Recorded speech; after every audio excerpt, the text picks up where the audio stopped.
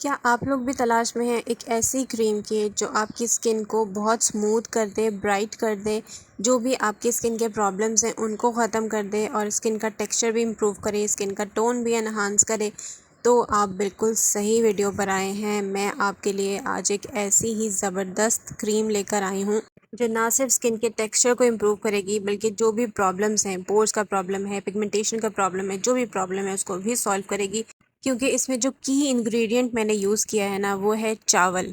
घर में इस्तेमाल होने वाला कोई सा भी चावल आप यहाँ पे ले सकते हैं, क्योंकि चावलों में होती हैं ऐसी प्रॉपर्टीज़ जो हमारी स्किन की डेड लेयर को रिमूव करती हैं, एक्सफोलिएशन का काम करती हैं और स्किन को हाइड्रेटेड बनाती हैं। सबसे पहले मैंने यहाँ पर ले लिया है तकरीबन 2 टेबलस्पून भर के चावल के। आप यहाँ पर इसकी ज़्यादा क्वांटिटी भी ले सकते हैं, लेकिन मैं यहाँ पर क्योंकि एक स्मॉल बैच प्रिपेयर कर रही हूँ तो इसलिए मैं सिर्फ 2 टेबलस्पून ले रही हूँ। इन चावलों को आपने सबसे पहले तो अच्छे से वॉश करना है, तकरीबन 3 से 4 बार इसको अच्छे से रिंस कर लें, ताकि इसमें जो भी गंदगी है, बैक्टीरियाज़ हैं, डस्ट है, केमिकल्स हैं, वो सब निकल जाए, ताकि चावल अच्छे से वॉश हो जाएं और इसका जो सारा क्लाउडी सा वाटर बन रहा है वो भी ख़त्म हो जाएगा। उस टाइम तक हमने इसको अच्छे से वॉश करना है और फिर ये सारा पानी जो है वो आप इसको पौधों में डाल सकते हैं। इसको वेस्ट नहीं करें, पौधों के लिए बहुत अच्छा होता है। और ये हमारे पास आ गए हैं नीट क्लीन राइस। अच्छा, इसके बाद मेरा सेकंड इंग्रेडिएंट है ओट्स। मैं यहाँ पे ओट्स का फ्लोर ले रही हूँ जो मेरे पास अवेलेबल था।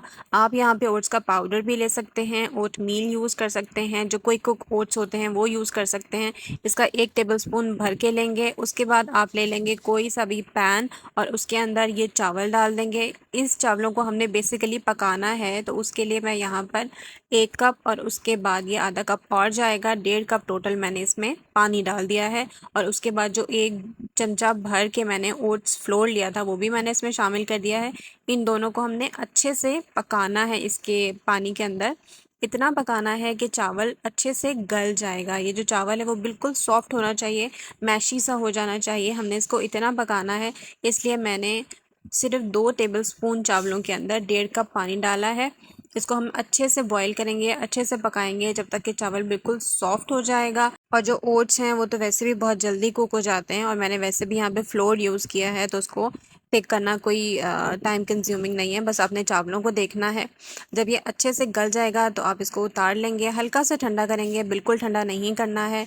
और हल्का सा ठंडा करने के बाद आप इसको अच्छे से ब्लेंड कर लेंगे, क्योंकि अगर आप बिल्कुल ठंडा करके ब्लेंड करेंगे तो वो बहुत ज़्यादा स्टिकी हो जाएगा। सो इसलिए हल्का हल्का से गर्म था, मैंने इसको साथ ही ब्लेंड कर लिया था। अच्छी तरह इसको ब्लेंड करें, इतना कि बिल्कुल एक ये क्रीमी सा टेक्सचर बन जाएगा।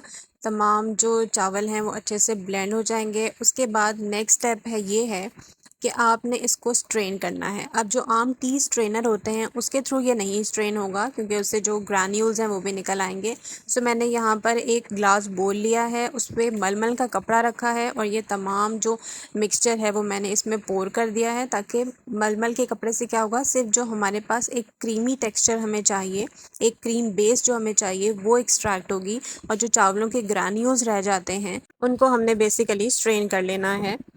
अच्छा, उसके बाद अब देखिए मेरे पास यहाँ पर एक क्रीम बेस मिल गई है मुझे।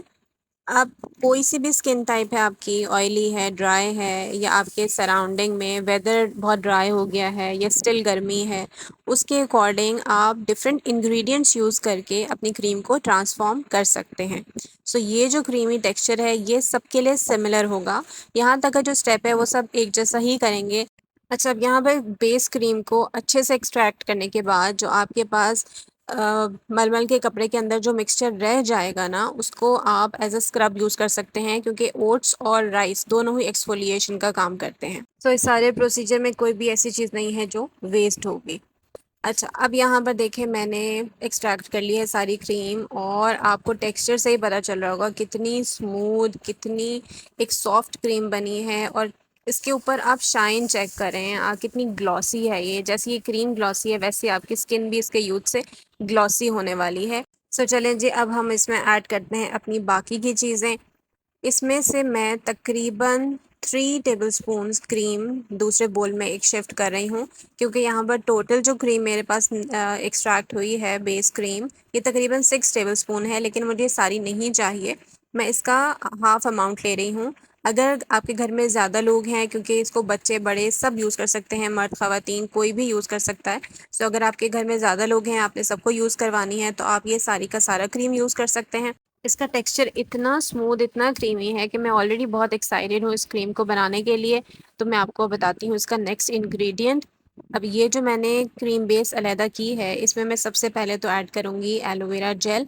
यहाँ पे आपने मार्केट बेस्ड एलोवेरा ही यूज़ करना है, और मैं यहाँ पे आपको ये बताती चलूँ कि आपका एलोवेरा जिस तरह का होगा, मींस अगर ज़्यादा थिक होगा तो आपकी क्रीम थिक बनेगी, अगर थोड़ा सा रनी होगा तो आपकी क्रीम भी रनी बनेगी। सो एलोवेरा जेल के ऊपर इस क्रीम का जो फर्दर टेक्सचर है वो डिपेंड कर रहा है।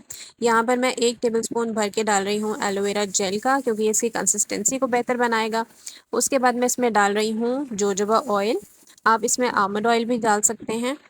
यहाँ पे मैं जोजोबा ऑयल के तकरीबन 1/4 टीस्पून ऐड कर रही हूँ, क्योंकि जोजोबा ऑयल बिल्कुल भी स्टिकी नहीं होता है और ये बहुत इजीली स्किन के अंदर एब्जॉर्ब हो जाता है। इसीलिए मैं मोस्टली अपनी क्रीम्स में यही ऑयल यूज़ करती हूँ। उसके बाद मैं लास्ट इंग्रेडिएंट इसमें डाल रही हूँ विटामिन ई ऑयल। एक 200 mg का कैप्सूल ले लें आप और वो इसमें ऐड कर दें। विटामिन ई का कैप्सूल एक तो इसके टेक्सचर को इम्प्रूव करेगा, स्किन के लिए बहुत हेल्दी होता है, और साथ ही इसकी शेल्फ लाइफ को भी इंक्रीज़ करेगा। इसके बाद ये तीनों चीज़ें डाल के आपने इसको अच्छे से मिक्स कर लेना है।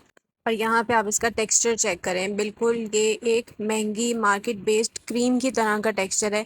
जब आप इसको स्किन पे अप्लाई करेंगे तो ये इतनी स्मूथली अप्लाई होगी, कोई ग्रैन्यूल्स नहीं होंगे इसके अंदर, कोई स्मेल नहीं है इसके अंदर। इनफैक्ट अगर आपको कोई फ्रेगरेंस पसंद भी है तो आप इसमें रोज़ ऑयल या लेवेंडर ऑयल या डाल सकते हैं। ऑप्शनल है ये, अगर आपको फ्रेगरेंस चाहिए। अदरवाइज़ इसमें राइस की कोई स्मेल नहीं आ रही, बहुत बहुत ज़बरदस्त है। अब आते हैं जी ड्राई स्किन की तरफ। अगर आपकी स्किन ड्राई है या वेदर ऐसा है कि आपको ड्राइनेस फील हो रही है स्किन पर, तो आप इसमें इन तमाम इंग्रेडिएंट्स के साथ साथ ग्लिसरीन ऐड करेंगे 1 टीस्पून, और साथ ही ऑलिव ऑयल ऐड करेंगे। इन दोनों चीज़ों से क्या होगा कि स्किन की ड्राइनेस भी ख़त्म होगी। यहाँ पर मैं आपको अप्लाई भी करके दिखाऊंगी। बिल्कुल आपने क्लीन फेस के ऊपर इसको अप्लाई करना है और इसका अच्छे से मसाज करना है। आपकी स्किन के ऊपर एकदम से जो एक ग्लॉस आएगा, शाइन आएगी, स्किन की पिगमेंटेशन भी ख़त्म होगी। अगर ओपन पोर्स का प्रॉब्लम है तो वो भी श्रिंक होंगे, स्किन टाइट होगी। एक्नी को ये रिजॉल्व करेगा, डार्क स्पॉट्स को फेड करेगा, क्योंकि ओट्स और राइस दोनों में ही एक्सफोलिएटिंग प्रॉपर्टीज़ होती हैं। विटामिन B1 होता है, जिंक होता है, और राइस में तो विटामिन C भी होता है जो डार्क स्पॉट्स को, पिगमेंटेशन को ख़त्म करता है। ये इतनी लाइट वेट है और बिल्कुल भी चिपचिपी नहीं है, बिल्कुल स्टिकी नहीं होगी स्किन के ऊपर, इजीली एब्जॉर्ब हो जाएगी, बिल्कुल नॉन ग्रीसी है, स्किन को शाइन भी देगी और बहुत सारे बेनिफिट्स देगी। सो आपने ये क्रीम लाजमी प्रिपेयर करनी है, मुझे अपना फीडबैक भी देना है। होपफुली आपको बहुत ज़्यादा पसंद आएगी। और इसको आपने स्टोर करके रखना है किसी भी एक ग्लास जार में।